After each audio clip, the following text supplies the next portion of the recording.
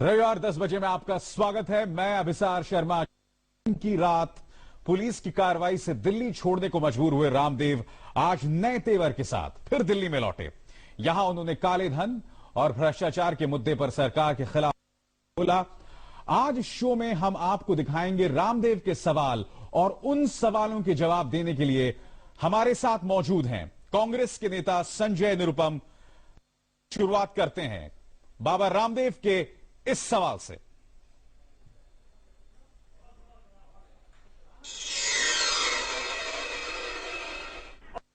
के पास काला धन मिला, मैं उस काले धन को राष्ट्रीय संपत्ति घोषित करूंगा। सरकार भी ऐसा करे।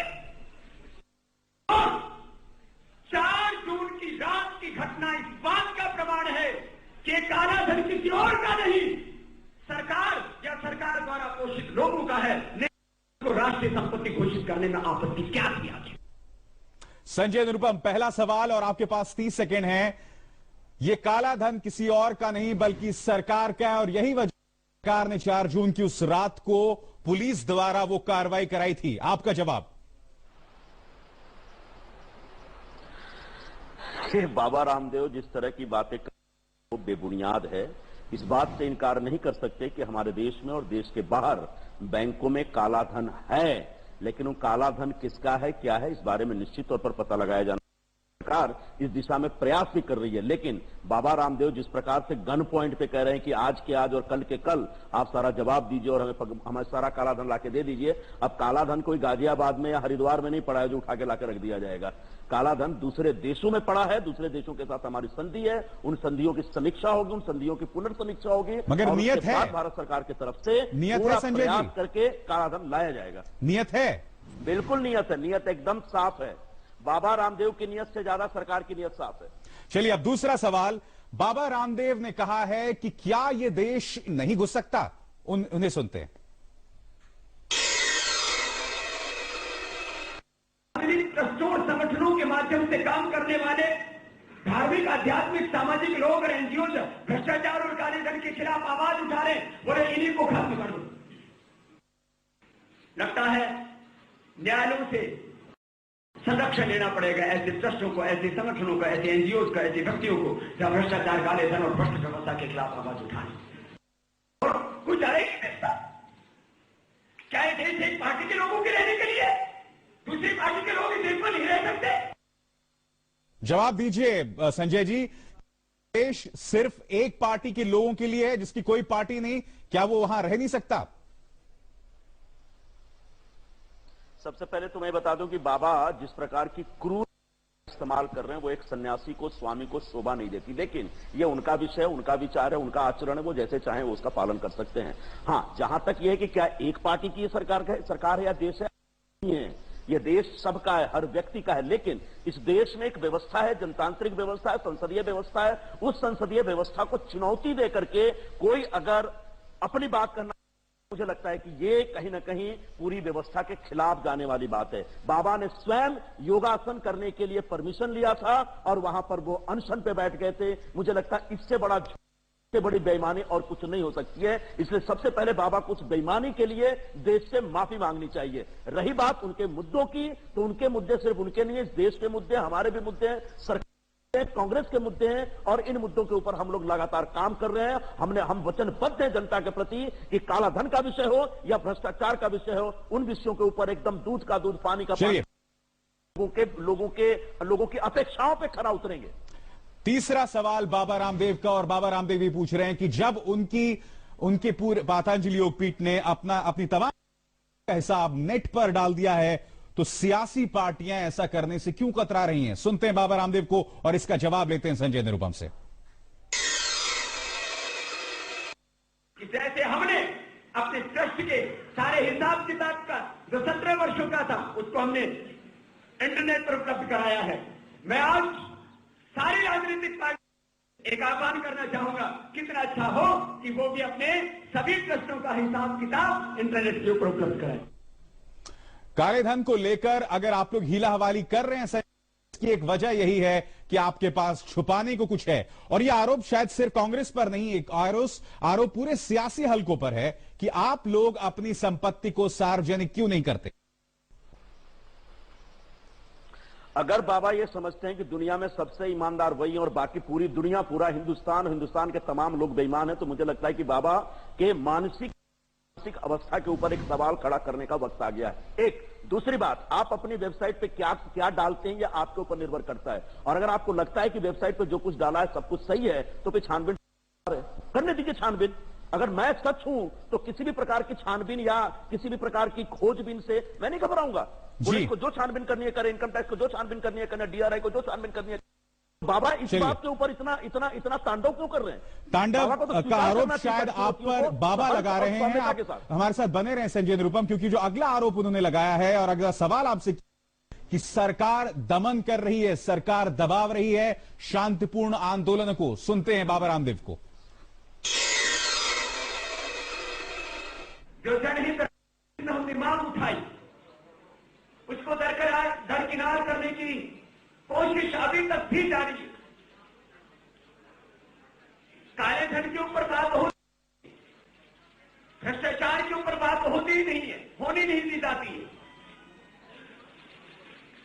व्यवस्था परिवर्तन की कोई बात करता है, भोजा जाता है, उसको रोका जाता है, उसको दबाया जाता है, उसको कुचला जाता है, उसके साथ षड्यंत्र किए जाते हैं। काला धन और भ्रष्टाचार को मिटाने के बजाय उन लोगों को मिटाने का रोज षड्यंत्र किया जाता है जो भ्रष्टाचार और काले धन के खिलाफ आवाज उठा रहे, जिससे कि आवाज सदा के लिए दबा दी जाए। चिर परिचित अंदाज कह रहे हैं यहां पर बाबा रामदेव। आपके 20 सेकंड शुरू होते हैं। अब आप ऐसी दमनकारी राजनीति क्यों कर रहे हैं?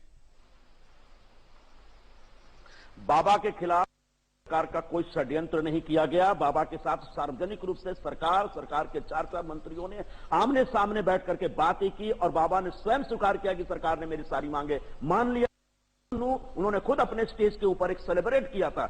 इसके बाद जब वो सारी बातें नहीं मानते, अपनी बातों से मुकर जाते हैं, तो कानून को अपनी कार्रवाई करनी पड़ती है। मुझे अच्छा नहीं लोगों पे कोई लाठी चलाए। जो भी लोग वहां थे हमारे देश के थे, मेरे अपने थे, लेकिन कानून को एक लॉ एंड ऑर्डर की हिफाजत करने के लिए, कानून व्यवस्था की हिफाजत करने के लिए, सुरक्षा रखने के लिए इस प्रकार की कार्रवाई करनी पड़ी है। वो कार्रवाई गलत हो सकती है, लेकिन उस कार्रवाई के अलावा और कोई विकल्प नहीं था सरकार के साथ। चलिए, इसके बाद जो अगला सवाल है कि अगर बाबा रामदेव इतने बुरे हैं तो आखिर क्यों 4 मंत्री उनके स्वागत के लिए गए? सुनते हैं बाबा रामदेव को। यदि हम कोई अलोकतांत्रिक काम कर, हम यदि देश में अस्थिरता फैलाने का काम कर रहे थे, हम यदि सांप्रदायिक थे, तो क्यों गए 4 मिनिस्टर मुझसे मिलने के लिए एयरपोर्ट के ऊपर? हम यदि भी गुनहगार हूं, यदि मैं अपराधी हूं, बड़े बड़े मिनिस्टर मुझसे होटल में मिलने के लिए आते, मुझे बुलाते, क्यों प्रणब मुखर्जी मुझसे पत्र लिखने के 7वें दिन बाद शुरू करते? यदि मैं गुनहगार हूं, यदि मैं अपराधी हूं, यदि मैं आतंकवादी हूं, मैं यदि नक्सलवादी हूं, तो क्यों मुझसे बात करते थे मान्य आदरणीय प्रणब मुखर्जी साहब? क्यों प्रधानमंत्री जी ने मुझे पत्र लिखा? 24 घंटे में संजय निरुपम जी कोई ठग नहीं बन जाता, क्यों? जवाब चाहिए आपसे। मेरा भी ऐसा मानना था कि बाबा ठग नहीं होंगे, बाबा बेईमानी नहीं, झूठ नहीं बोलते, लेकिन रामलीला मैदान में जो कुछ हुआ, क्या हुआ? से 2-3 दिन तक तमाशा हुआ, क्या हुआ? मेरा भी ऐसा विश्वास बन गया है कि बाबा बुनियादी तौर पर झूठ बोलते हैं, बुनियादी तौर पर फ्रॉड करते हैं। मैं वही तो बोल रहा हूं, 24 घंटे संजय निरुपम जी कोई दूसरे प्रकार का तमाशा करना चाहते हैं। संजय निरुपम जी, लोग ये नहीं समझ पा रहे हैं। मैं ये जानना चाहता हूं 24 घंटे में ऐसा क्या हुआ? महाठगी की मिसाल आ गई उस 24 घंटे में। अगर ये जुमले उनके लिए आप इस्तेमाल कर रहे थे तो उन्हें उस एयरपोर्ट की उस मुलाकात से पहले से उन पर लागू हो सकते थे, मगर क्या हुआ उस 24 संजय जी? बिल्कुल आपने बहुत अच्छा सवाल किया अभिसार भाई। 24 घंटे पहले, बल्कि उसके काफी पहले हमारा ऐसा मानना था कि एक स्वामी बाबा हैं, एक राष्ट्रीय मुद्दा लेकर के सामने आ रहे हैं, इनसे बात की जानी चाहिए और इनके तमाम सवालों का जवाब दिया जाना चाहिए। और तमाम सवालों का जवाब देने के बाद भी जब लगता इनका मुद्दा कुछ और है, ये किसी और षड्यंत्र के तहत सारा कुछ कर रहे हैं। झूठ बोल के यहां पे आसन कर रहे हैं, आसन के नाम पे, अनशन के नाम पे लोगों को भड़का रहे हैं। तो निश्चित तौर पर उनके ऊपर संदेह हुआ, और जब चरित्र के ऊपर संदेह हुआ, चलिए अगला तो सवाल जो है वो निहायत ही संवेदनशील सवाल है। राजबाला उनकी समर्थक, अगर पुलिस ने लाठीचार्ज नहीं हुआ तो आखिर जख्मी कैसे हुई? सुनते हैं बाबा रामदेव को। बहन राजबाला की हालात आज यह है कि उसके हाथों और पैरों में 1% भी किसी तरह का मूवमेंट नहीं है। उसकी गर्दन पर अभी तक भी चोट है, चोट का निशान है, पीठ के ऊपर डंडों का निशान है, डंडों का निशान है। जो ये बात कही गई कि पुलिस ने कोई डंडा नहीं मारा, तो आखिर जो बहन राजबाला आज मरणासन्न है, उसकी गर्दन को किसने तोड़ा?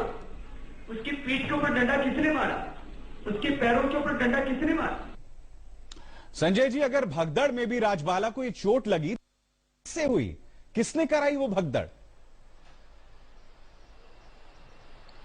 अभिसार, सबसे पहले मैं स्पष्ट कर दूं, राजबाला इस देश की एक बेटी है। जैसे बाबा की बहन है, वैसे मेरी उसको चोट लगी है, तो बाबा से ज्यादा मुझे भी दुख हो रहा है, और मुझे दुख होना चाहिए। लेकिन बाबा को जो चोट लगी है, राजबाला को जो चोट लगी है, उसका सबूत कि लाठियां चलाई गई हैं, लाठियां चलाई भी गई होंगी, लाठियां भांजी गई होंगी। बहुत बड़ा सबूत यह है कि 1:40 पे रामलीला मैदान में उस रात पुलिस पहुंचती है, और 2:10 पे रामलीला मैदान हो जाता है। इसका अर्थ यह हुआ कि लोग भागे बहुत तेजी से, और हो सकता है भगदड़ में राजबाला बहन गिर गई हो, उन्हें चोट लगी हो। तो वो अपने आप में एक बहुत बहुत दुखद मामला है, और मुझे अच्छा नहीं, लेकिन ये इस बात का सबूत नहीं हो सकता कि पुलिस ने लाठियां चलाई। नहीं, मगर दर्जनों और राजबालाएं हो सकती थी, वहां आग भी